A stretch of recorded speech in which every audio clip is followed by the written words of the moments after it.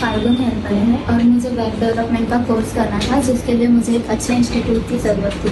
तब मैंने गूगल पे सर्च किया और मुझे GCSE के बारे में पता चला। यहाँ आने के बाद मैंने फ्रंट एंड और बैक एंड डेवलपमेंट दोनों को एक्सप्लोर किया है।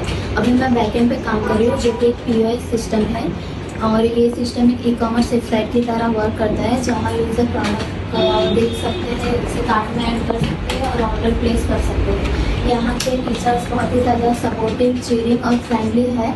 यहाँ हर एक कॉन्सेप्ट को एक प्रैक्टिकल एग्जांपल के साथ समझाया जाता है, जिससे लर्निंग और भी इंगेजिंग बनती है। अगर आप भी वेब डेवलपमेंट कोर्स करने के बारे में सोच रहे हैं तो GCSE डेफिनेटली आपके लिए एक परफेक्ट चॉइस बन सकता है। Thank you.